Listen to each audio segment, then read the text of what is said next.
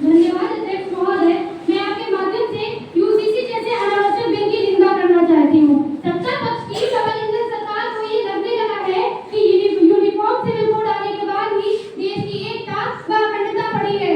इतना ही नहीं अध्यक्ष महोदय, इन्हें यह भी लगने लगा है कि इनके आने के बाद ही देश का विकास हुआ है, लेकिन ऐसा नहीं है। मैं इन्हें ये बता देना चाहती हूँ कि भारत आजादी से पूर्व व आजादी के 75 वर्ष बाद भी भारत का स्वर्णिम इतिहास एकता, अखंडता, संप्रभुता, गणतंत्र भी दर्शाता है।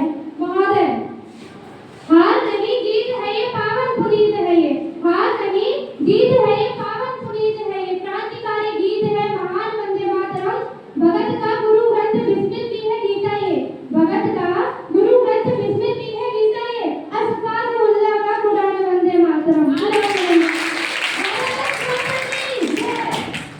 महोदय, सत्ता पक्ष जिस कुर्सी पर बलवंत बैठा है वह हमारे क्रांतिकारियों के संघर्षों की देन है, और इन्हें ये नहीं भूलना चाहिए कि ये धार्मिक विविधता से युक्त समाज हमें इन्हीं क्रांतियों के परिणाम स्वरूप प्राप्त हुआ है। ये सो कॉल्ड यूजीसी हमारे धार्मिक व निजी जीवन में हस्तक्षेप करने की कोशिश कर रहा है।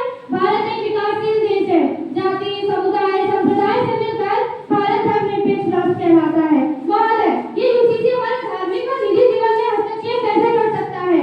ऐसा विकास भारत को कतई मंजूर नहीं जिससे हमारी भावनाओं व सेंटिमेंट्स को हस्तक्षेप पहुंचे। ये मेजॉरिटी के कानून को माइनॉरिटी पर थोपने का प्रयास कर रही है, और यदि देखा जाए तो यह सरकार गलत कर रही है। हम ऐसा नहीं होने देंगे, नहीं होने देंगे, नहीं होने देंगे। आपके आरोप बेबुनियाद है। माननीय अध्यक्ष महोदय, जैसे कि हमारी सरकार देश की एकता और अखंडता को मजबूत करने हेतु समान नागरिक संहिता विधेयक प्रस्तुत कर रही है। महोदय, इस विधेयक के कुछ तथ्य सदन के माननीय सदस्यों के बीच साझा करना चाहती हूँ कि यूजीसी कोड सदन में चर्चा कोई नई बात नहीं है। हमारे संविधान सभा में इस मुद्दे पर काफी बहस चली थी। बहस के दौरान डॉक्टर अम्बेडकर जी ने कहा था कि हम सभी भारतीय हैं, इसलिए हम सभी का एक संविधान और एक कानून होना चाहिए। लेकिन अफसोस, जब 1951 में उनके हिंदू कोड बिल को संसद में रोक दिया गया तो उन्होंने हताश होकर मंत्रिमंडल से इस्तीफा दे दिया। संविधान की जनक कहे जाने वाले भीमराव अम्बेडकर जी का इस्तीफा ये कहलाता है कि यूजीसी कितना अनिवार्य और महत्वपूर्ण है। महोदय, 1985 की दशक में शाह बानो केस में भी यूजीसी की आवश्यकता को महसूस किया गया, लेकिन बड़े ही दुख की बात है कि उस समय की मौजूदा सरकार इस विषय पर खास रुचि नहीं दिखा पाई और यूजीसी बाध्यकारी कानून के बजाय संविधान के पास 4 अनुच्छेद 44 में केवल एक विकल्प बनकर रह गया। महोदय, एक नहीं बल्कि कई मुद्दे हैं। 2017 में 3 तलाक केस, इन सभी मुद्दों पर यूजीसी की आवश्यकता को महसूस किया गया। महोदय, मैं सदन के माननीय सदस्यों को ये बताना चाहूंगी कि यूजीसी ने न केवल राष्ट्रीय एकता पे बल दिया बल्कि स्वतंत्रता, बंधुता तथा धर्मनिरपेक्ष जैसे मूल्यों को भी बढ़ावा दे दिया।